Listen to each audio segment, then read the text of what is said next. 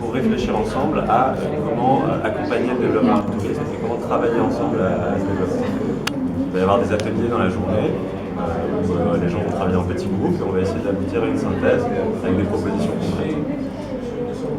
Voilà, Comment comptez vos campagnes au Sénégal pour la promotion?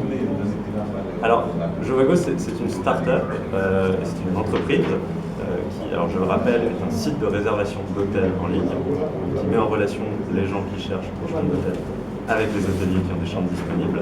Donc, notre activité dépend forcément du succès de l'activité touristique dans le pays. Et plus généralement, les startups bénéficient d'un écosystème favorable dans une économie diversifiée où également le tourisme fonctionne bien. Donc nous voulons accompagner ce développement en proposant les usages de demain, en tout cas en accompagnant leur arrivée au Sénégal où ça fait peur aux gens de réserver une chambre d'hôtel sur son téléphone. Ce qu'on veut, c'est leur montrer que c'est plus simple. Donc, on veut apporter en fait trois choses. On veut apporter l'accès à l'offre, puisque nous avons aujourd'hui le catalogue d'hôtels le plus vaste qui existe au Sénégal et en Afrique sur Internet. Nous voulons apporter la fiabilité. Parce qu'aujourd'hui, ça fait peur, on réserve un hôtel sur Internet, mais on ne sait pas exactement qu'est-ce qu'on va trouver. Donc chez Jovago, nous avons vérifié personnellement tous les hôtels que nous proposons. Nous avons pris les photos nous-mêmes, nous rédigeons les descriptions. Donc nous voulons créer de la confiance pour nos utilisateurs, ce qui est très important pour développer le tourisme. Et troisième chose, nous voulons la transparence sur les prix. Le client qui va sur jovago.com peut comparer les différents hôtels en fonction de leur standing et trouver le meilleur prix. Parce que nous nous battons pour avoir toujours les meilleurs prix pour nos clients, car nous avons une relation de proximité avec les hôteliers partenaires. Donc ce sont les différents axes sur lesquels nous travaillons pour développer le tourisme en apportant la simplicité, la fiabilité et l'économie aux voyageurs. Est-ce que vous attendez les médias?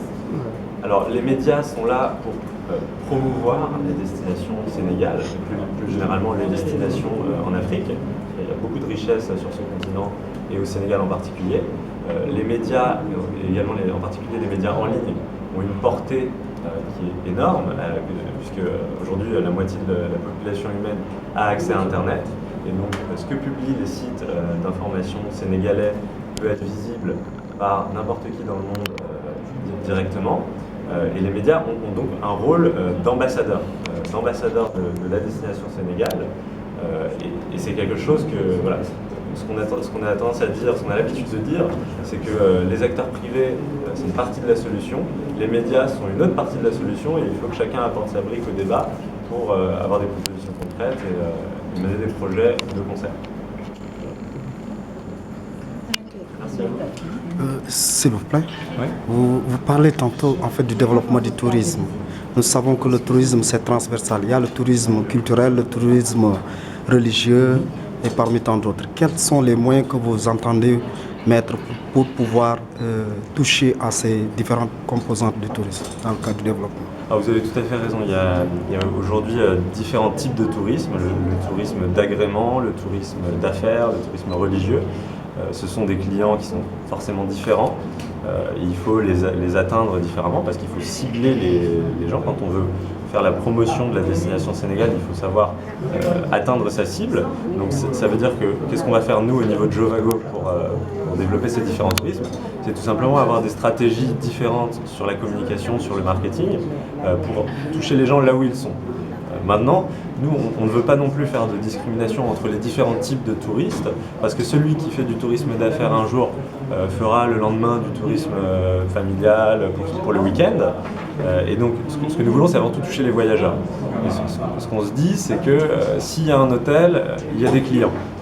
Quels que soient les clients, tant qu'il y a des hôtels, ça veut dire qu'il y a un marché et qu'il y a du potentiel. Et qu'est-ce que vous entendez faire avec l'État parce que ce que vous faites sans l'État, ça risque d'être un peu, je ne dirais pas que ça n'aboutirait pas, mais on risque de noter des lenteurs. Est-ce qu'il y a une synergie entre l'État et ce que vous êtes en train de faire? Tout à fait, l'État est forcément intéressé pour travailler avec tous les acteurs qui visent à développer la destination Sénégal, on va promouvoir la destination Sénégal. Nous avons rencontré récemment le ministre du Tourisme pour lui présenter justement ce que fait Jovago pour promouvoir le Sénégal sur les différents canaux de communication, sur Internet, sur les réseaux sociaux, mais aussi hors ligne. Et donc l'État s'est montré très intéressé. Donc nous voulons contribuer aussi ici dans ces ateliers à réfléchir à des manières de mieux impliquer l'État dans la promotion conjointe du tourisme. Je pense que des actions de promotion conjointe peuvent être envisagées. L'État a intérêt à montrer aux Sénégalais qu'il existe des moyens de faire du tourisme en ligne, si je puis dire. Le e-tourisme existe aujourd'hui au Sénégal avec des sites comme Jovago. Vous pouvez réserver sur votre ordinateur, et d'ailleurs nous allons lancer une application mobile prochainement. Le client pourra réserver depuis son téléphone. Donc c'est des choses qui existent et je pense que l'État gagnerait à le faire savoir. Merci. Merci.